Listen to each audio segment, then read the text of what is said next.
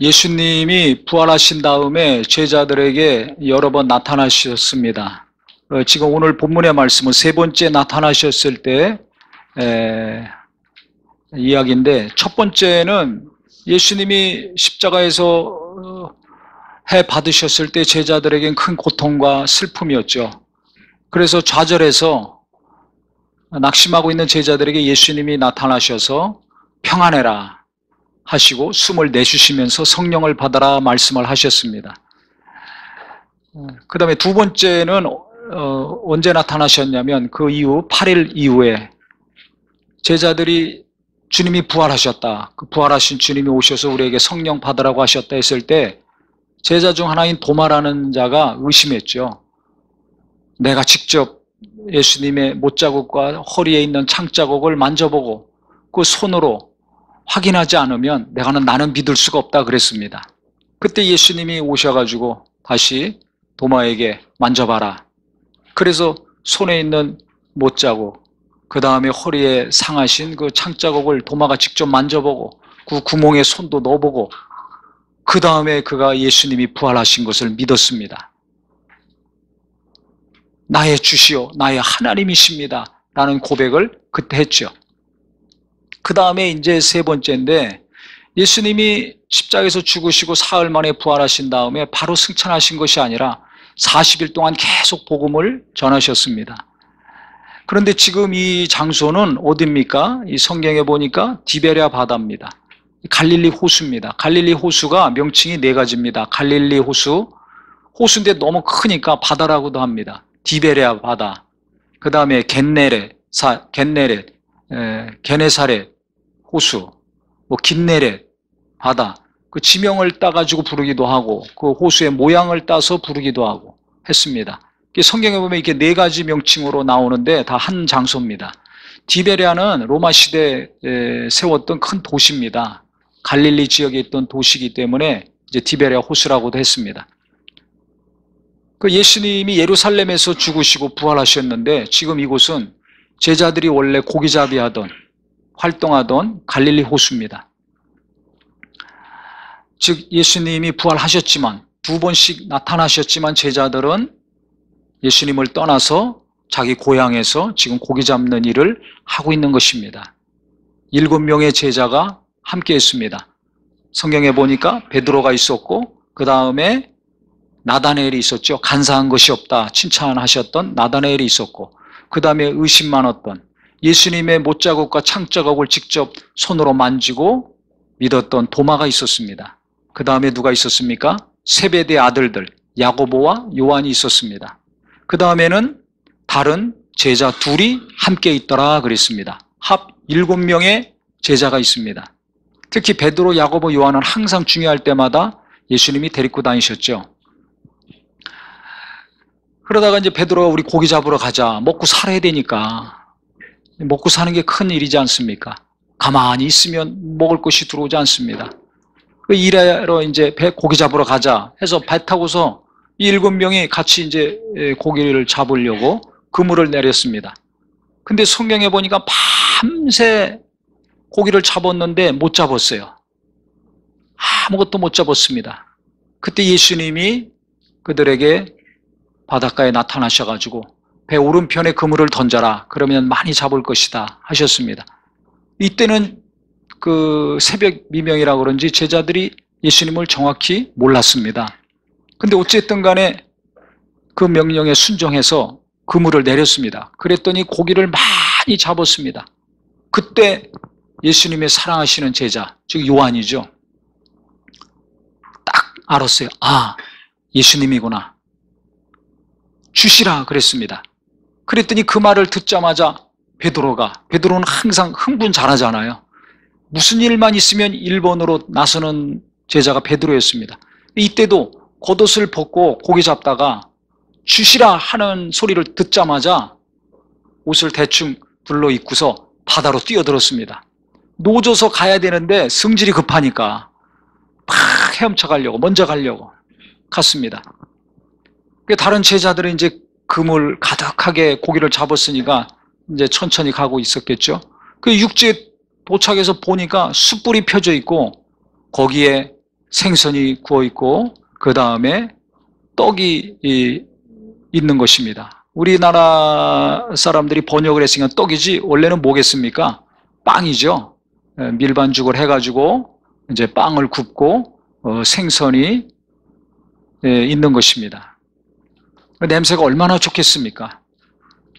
근데 이것을 예수님이 준비해 놓으신 거예요. 그래서 성경에 보면 10절에 예수께서 이르시되 지금 잡은 생선을 좀 가져오라 하시니 그랬습니다. 예수님이 떡도 준비하시고 생선도 준비하셨습니다. 그런데 제자들에게 지금 잡은 생선 가져와라. 왜 그렇게 말씀하셨겠어요? 지금 잡은 게 더 싱싱하니까. 그러니까 좋은 것을 제자들에게 먹이려고 하시는 주님의 마음을 우리가 헤아릴 수가 있습니다. 할렐루야. 하나님은 우리에게 좋은 거 주시려고 하십니다. 부모도 자식에게 좋은 걸 주려고 하는데 아무리 자식이 악할지라도 부모는 좋은 거 주려고 하는데 하물며 우리 하나님께서 독생자 예수를 보내신 그분께서 뭘 아까워하시겠습니까? 그래서 믿는 자들에게 성령을 보내주셔서 영원히 함께하게 하시고 예수 믿고 구원받은 하나님의 자녀들이 기도할 때마다 때가 차면 하나님이 우리가 구한 것이나 생각한 것 이상으로 부으시고 채워주실 것입니다. 하나님은 나에게 어떤 걸 주신다고요? 좋은 거 주시는 분. 이 믿음이 있기를 바랍니다. 아유, 하나님은 저 사람만 좋은 거 주셔. 저 집에만 좋은 거 계속 주셔. 그러니까 저 집만 사랑하고 나는 안 사랑해. 이 생각이 바뀌시기를 예수 이름으로 축원합니다. 하나님에 대한 오해가, 하나님의 사랑에 대한 잘못된 생각이 오늘 말씀을 통해서 바뀌셔야 됩니다. 지금 제자들은 믿음이 좋을 때입니까? 아니잖아요. 예수님을 배신하고 도망갔었습니다. 예수님이 십자가에 못 박히셨을 때, 그 이전에 로마 병사에게 잡혔을 때 다 도망갔어요. 베드로는 예수님이 밤새 신문 받으실 때 근처까지 갔지만 너 저 사람 알지 않느냐 했을 때 나는 저를 모른다. 3번씩이나 부인했습니다. 12제자 중에 가룟 유다는 또 예수님을 로마 병사들에게 팔아 넘기고 나중에 괴로워서 자살해 죽었지 않습니까? 온전한 믿음 있는 제자들이 있습니까? 없습니까? 없습니다. 예수님 옆에서 예수님이 하시는 설교를 직접 듣고 가르치시는 천국의 그 주옥 같은 복음을 듣고 예수님이 행하시는 많은 이적과 능력을 옆에서 생생히 목격했는데도 불구하고 결정적인 순간에는 부인했습니다. 도망갔습니다. 부활하신 다음에도 지금 2번이나 이미 만났는데 의심이 돼서 손으로 만지면서 부활하신 주님을 직접 확인했는데도 불구하고 이들은 어떻게 됐는지 예수님과 멀리 떠나 다시 고향 땅으로 가가지고 고기 잡는 일을 하고 있는 것입니다. 믿음도 없고 소망도 없습니다. 그러면서 하는 일이라도 잘 돼야 될 텐데 하는 일도 지금 안 되고 있잖아요. 7명이나 가가지고 열심히 그물을 내렸는데 한 마리도 고기를 못 잡았어요. 사업도 안 되고 신앙생활은 무너졌고 밤새 일했으니까 육체는 얼마나 피곤합니까? 감정적으로, 정신적으로, 육체적으로, 경제적으로 다 고갈된 상태야. 밑바닥이 다 드러났습니다. 희망도 없고 소망도 없고 기쁨도 없고 만족도 없습니다. 나의 삶이 지금 제자들과 같지 않습니까? 뭔가 열심히 했는데 거둔 게 없어. 수십 년 뼈 빠지게 일했는데 남은 것도 없어. 그렇다고 뭐 믿음이 좋은 것도 아니야. 열심히 뜨겁게 봉사하고 헌금하고 전도하고 했지만 옛날 얘기고 제자들처럼 주님을 멀리 떠나서 겨우겨우 일하고 살고 있습니까? 그러면 하나님이 사랑 안 하시는 것 같죠? 하나님이 버리신 자들인 것 같죠? 그렇지 않습니다. 패잔병이고 실패한 자들이고 믿음도 없고 주님은 계속 날마다 복음을 전하시는데 부활하신 다음에도 쉬지 않고 일하시는데 제자들은 주님과 멀리 떨어져서 지금 고기 잡고 있는 거예요. 그런데 예수님은 이 배신한 자들, 자기를 버리고 도망간 자들, 두 번씩이나 나타나셔서 부활하신 것을 믿게 해주셨는데도 그 주님을 따르지 않고 다시 옛날 직업으로 돌아가서 일하고 있는 자들, 야단치거나 꾸짖거나 실망해서 떠나지 않으셨습니다. 똑똑하고 젊고 유능한 다른 제자들을 택해서 그들에게 성령 부어주시고 자기 일을 맡기지 않으셨습니다. 이들에게 예수님은 찾아가셨어요. 지금 예수님은 예루살렘에 계신 것이 아니라 갈릴리 바다에 계신 것입니다. 제자들이 일하고 있는 현장에 찾아가셨습니다. 믿음을 잃어버리고 낙심하고 좌절된 마음으로 살던 자들, 하는 고기잡이 일도 안 돼가지고 빈손으로 밤새 일하고 탈진한 자들에게 예수님은 찾아가셨습니다.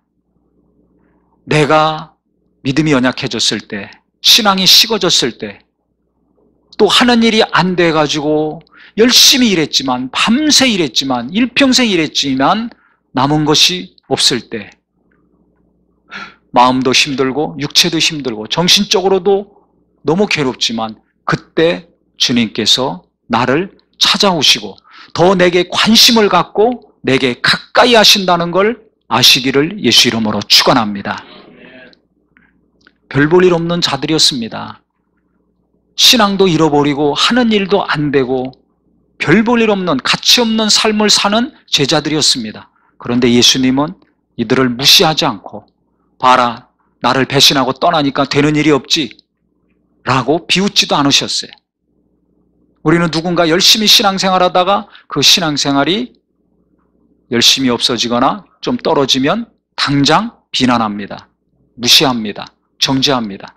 또 하는 일이 안 되면 거봐, 열심히 신앙생활 안 하니까 하는 일이 안 되잖아 라고 말하거나 생각합니다. 그런데 예수님은 그렇게 제자들을 생각하지 않으셨어요. 그런 말을 한마디라도 했습니까? 안 했습니까? 안 했습니다. 나는 맨날 그렇게 생각하고 그렇게 말하는 말을 예수님은 한마디도 안 했어요. 지난주 설교 중요합니다. 따뜻한 말, 온도가 올라가는 말이 예수를 믿으면 믿을수록 내 입에서 나오는 은혜가 있기를 바랍니다. 온도가 내려가는 말, 줄어들고 따뜻한 말, 훈훈한 말들이 우리 입에서 나와야 되겠죠. 예수님은 말로만이 아니라 실제 행동으로 보여주셨어요. 고기 못 잡은 제자들에게 고기 못 잡으면 어떻게 해요? 그날 살 수가 없는 거예요. 오늘 버리기를 못하면 가족들 어떻게 먹여 살립니까? 굶어야 됩니다. 그래서 첫째, 먹고 살아야 되니까 생계는 보장이 돼야 되니까 오른쪽에 가서 그물을 내려라. 많이 잡았습니다. 지금 잡은 생선 가져와라 했을 때 성경을 보면 잘 보세요.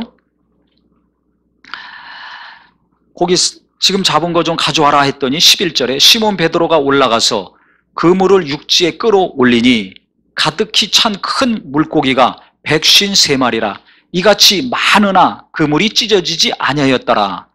이건 무슨 소리냐면 고기 지금 잡은 고기 가져와라 하면 그냥 갖다 드리면 되는데 이렇게 자세히 왜 기록했냐면 보통 잡을 수 있는 것보다 훨씬 많이 고기를 잡았기 때문에 그렇습니다. 153마리나 되고 일일이 다 세인 거예요. 고기 잡는 사람들이 고기 다 세죠. 아니, 사업하는 분들이 그날 얼마가 들어오고 얼마 나갔는지 계산합니까? 안 합니까? 하잖아요. 매달 말일날 하고 분기별로 하고 1년마다 합니다. 똑같은 거예요. 고기 잡아서 먹고 사는 사람이니까 몇 마리 잡았는지 셀 수밖에 없는 거예요. 근데 153마리더라 하면서 이같이 많으니 이같이 많으나 그물이 찢어지지 아니었더라. 그물이 찢어질 정도로 평소 잡는 것보다 더 많이 잡았다는 것입니다. 평생 어부 노릇한 사람들인데 언제 어느 위치에 가면 어떤 고기를 잡을 수 있다는 것을 감각적으로 알고 날마다 고기 잡으러 나간 사람들인데 밤새 못 잡았습니다. 그런데 이렇게 생각한 것보다 평소 잡는 것보다 많이 잡은 것을 성경은 말하고 있는 것입니다. 누가 이렇게 많이 부어주신 겁니까? 누가 이렇게 많이 거두게 하신 겁니까? 예수님이. 고기를 많이 잡게 하심으로 고기 잡는 제자들을 위로해 주시고 격려해 주셨습니다.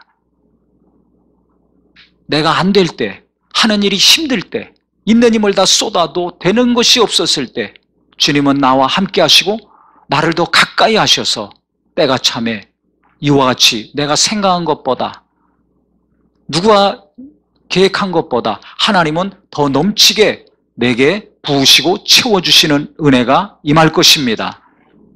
이 은혜가 사업 가운데, 자녀 가운데, 학업 가운데 이루어지기를 예수 이름으로 축원합니다. 그 다음엔 밤새 일했으니까 배고프잖아요. 얼마나 힘들겠습니까?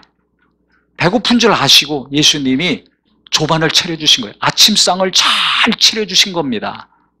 저는 이 내용을 볼 때마다 너무 감동이 됩니다. 아니, 야단을 치고 꾸중을 하시고 뭔가 섭섭한 말을 좀 하실 것 같은데 속풀이 좀 하시고 그 다음에 밥도 먹어야 되지 않습니까? 근데 그런 얘기를 한마디도 안 하셨어요. 너희가 다 나를 버리고 도망갈 것이다.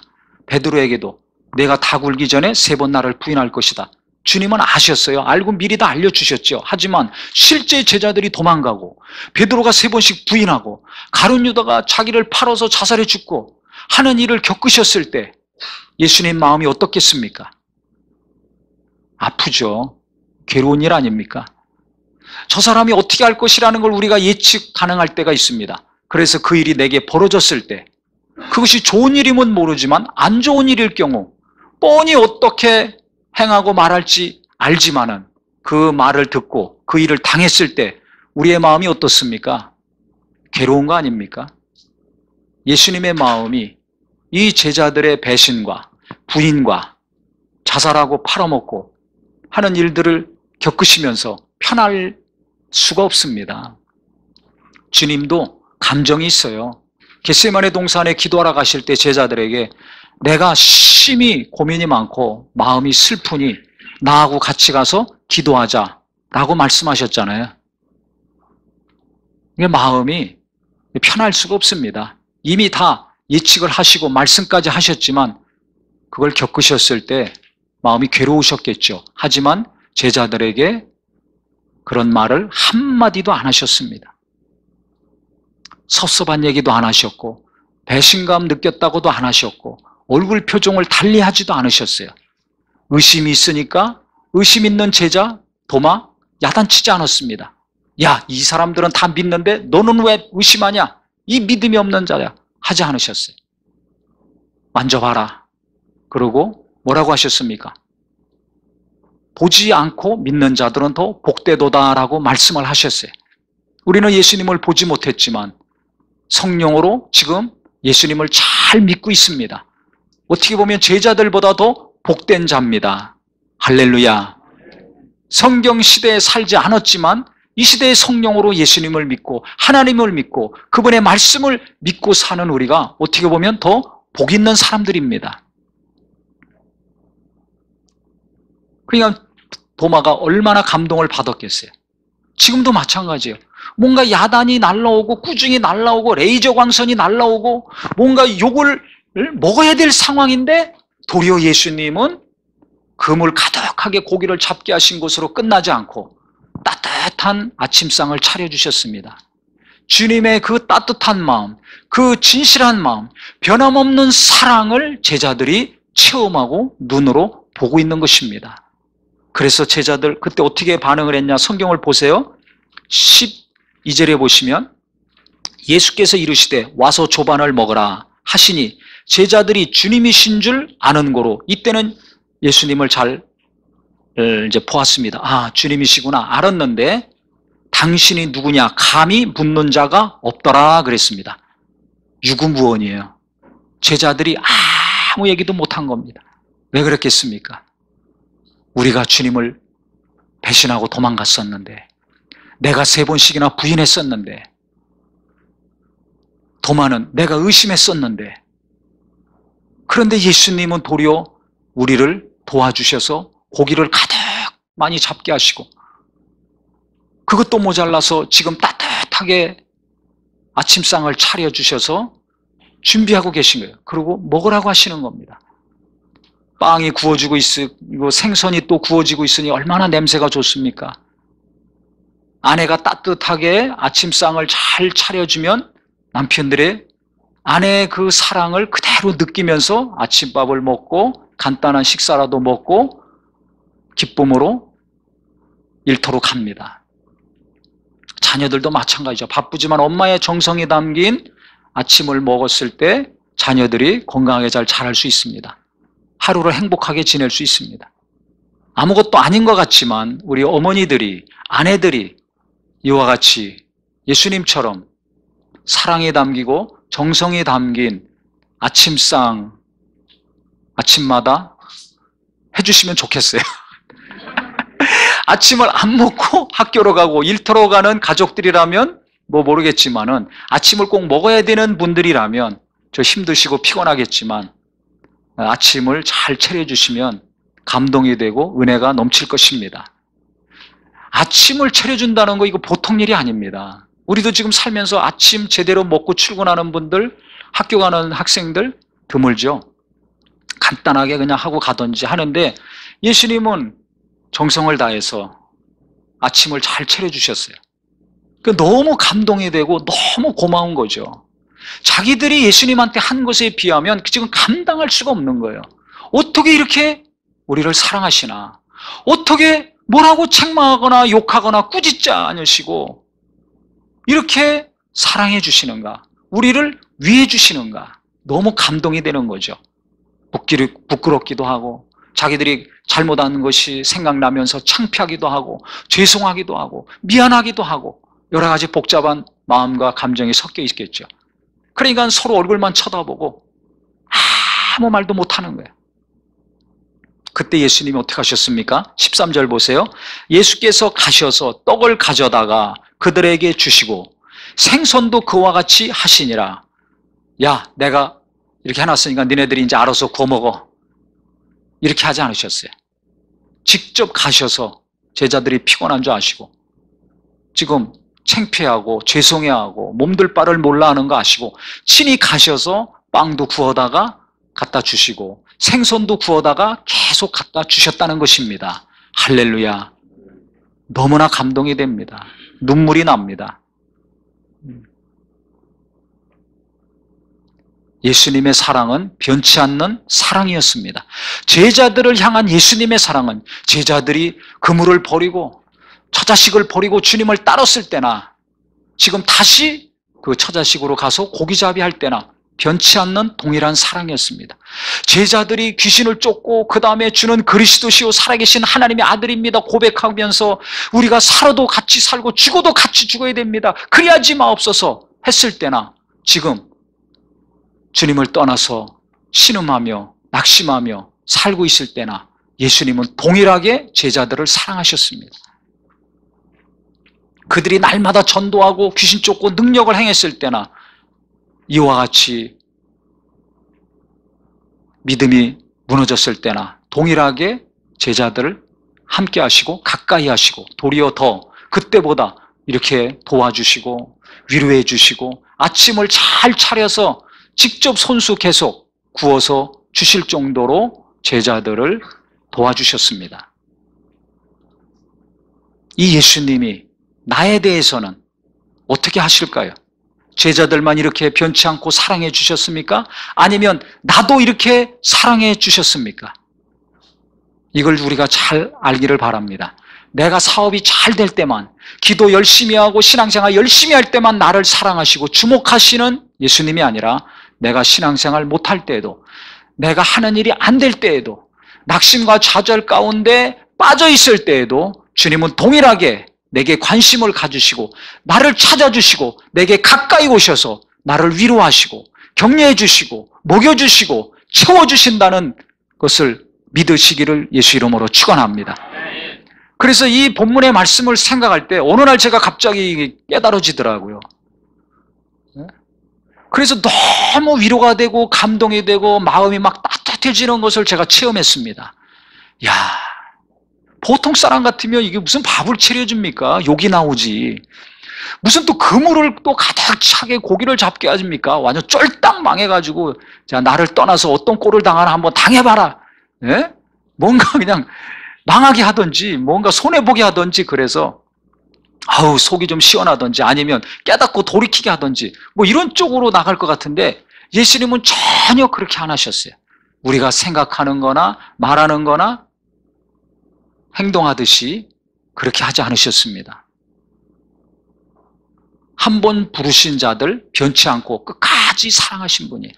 내가 예수를 믿는다면 한 번 부르시고 은혜 받게 하시고 구원받은 하나님의 자녀들 동일하게 제자들을 사랑하신 것처럼 나도 우리도 끝까지 변치 않고 사랑해 주시는 분입니다. 주님께 대한 하나님께 대한 생각이 바뀌기를 예수 이름으로 축원합니다. 저 가정만 저 사람만 하나님이 사랑하시는 것이 아니라 안 되고 힘들고 못 살고 능력이 너무 없는 나도 하나님이 사랑하시고 그 사람보다 나에게 더 많은 관심을 갖고 가까이 하신다는 걸 믿으시기를 바랍니다. 보세요, 제자들 갈릴리 바다까지 가셨잖아요. 밤새 예수님도 피곤합니다. 주무셔야 될 시간인데 못 주무세요. 왜? 제자들 때문에. 제자들이 고생하고 있어요. 제자들이 지금 먹고 살기 힘들어. 믿음도 없어. 열정도 식었어. 방치하지 않으시고 이들 도우러 가신 겁니다. 왜 도우러 가셨습니까? 거기까지. 사랑하니까 가시는 거죠. 뭐 하니까? 사랑하니까. 있을 때만이 아니라 없을 때도 잘해주는 은혜가 있기를 바랍니다. 안 되니까 가신 거예요. 힘드니까 또 가신 거예요. 너무 힘드니까 따뜻한 아침상을 잘 차려서 직접 계속 구워서 날라다 주신 겁니다. 그러니까 제자들이 얼마나 위로를 받았겠습니까? 얼마나 힘을 얻었겠습니까? 생선을 많이 잡아서 돈을 많이 벌어서 뿐만이 아니라 주님이 이와 같이 자기들을 정죄하지 않고 책망하지 않고 자기들은 주님을 떠나고 의심했지만 변하지 않고 끝까지 계속 사랑해 주시고 위로해 주시고 아침까지 먹여주시니 이게 얼마나 감동이 되고 감사할 노릇입니까? 그 다음에 베드로에게 또 말씀하셨죠. 내가 나를 사랑하느냐? 사랑합니다. 내 양을 쳐라. 내 양을 먹여라. 너희는 예루살렘 떠나지 말고 꼭 약속한 성령을 받아라. 주님의 사랑을, 변치 않는 사랑을 받고 그 사랑으로 위로받고 감동했던 제자들이었기에 그들이 성령 받았을 때 목숨 걸고 예수님을 사랑하고 예수를 증거하다가 순교당했다고 저는 생각을 합니다. 말씀만 들었다면, 능력을 행하시는 예수님만 봤다면 과연 그런 능력 있는 삶을 이들이 살 수 있었을까? 아닙니다. 말로만 되는 것이 아닙니다. 성경 공부 열심히 했다고? 설교 많이 했다고? 들었다고? 아니에요. 이와 같이 가장 힘들고 연약하고 지쳐있을 때 진실한 사랑, 변함없는 사랑을 베풀고 체험했을 때 그 사랑이 제자들로 말미암아 목숨을 아까워하지 아니하고 예수를 위해서 헌신하고 희생하게 했다고 저는 생각을 합니다. 늙을수록 잘해주시기를 바랍니다. 힘들수록 위로하는 손길과 입술이 되기를 바랍니다. 지치고 어려운 분들 무시하고 비난하지 마시고 오늘 예수님이 조반을 차려주신 것처럼 한 끼 식사를 대접하고 그러면서 격려해주는 우리 손길들이 되기를 예수 이름으로 축원합니다. 그리할 때 그분들이 예수를 믿든지 아니면 연약한 자가 더 예수를 잘 믿는 분이 될 수 있을 것입니다. 어떻게 해야 연약한 믿음이 강한 믿음이 됩니까? 의지가 약한 자가 의지를 가지고 살 수 있습니까? 하나님을 멀리 떠난 자가 어떻게 하나님께 다시 돌아오고 어렵고 힘든 일들이 어떻게 잘 되는 일이 될 수 있습니까? 오늘 성경을 보니까 예수님이 잔소리하지 않으시고 정죄하지 않으시고 비난하지 않으시고 제자들을 계속 위로하시고 격려하시고 사업도 잘 되게 하실 뿐만 아니라 아침상을 잘 차려주셨어요. 그러니 지치고 피곤했던 그들의 육체와 마음이 얼마나 위로를 받고 힘을 얻었겠습니까? 그 힘으로 이들은 일평생 큰 일을 감당할 수 있었습니다. 제자들을 위로하신 예수님은 오늘도 우리에게 관심을 갖고 내 힘들고 지친 삶 가운데 찾아오셔서 나를 이와 같이 위로해 주시고 격려해 주실 것입니다. 그래서 이 예수님, 병 고치시고 가르치시고 막 귀신 쫓고 능력 행하신 예수님이 아니라 이와 같이 연약하고 부족하고 폐잔병 같은 실패자와 같은 지쳐있는 삶, 사업도 안 돼, 신앙생활도 제대로 안 해, 뭐 아무것도 제대로 안 돼 있는 이 별 볼 일 없는 자들에게 직접 오셔서 잠까지 안 주무시면서 아침상까지 잘 차려주시고 격려하시고 사명을 주시고 위로하시는 예수님을 생각할 때 너무 위로가 되고 제가 힘이 나는 거예요. 나는 별 볼 일 없어. 나는 믿음도 없어. 나는 이 세상을 어떻게 살아나가? 염려하지 마세요. 나는 살기 어렵지만 주님은 나에게 살 수 있도록 위로해 주시고 격려해 주시고 힘을 주십니다. 변치 않고, 사람은 변하잖아요. 내가 힘없으면 나를 떠나지 않습니까? 내가 어려워지면 무시하지 않습니까?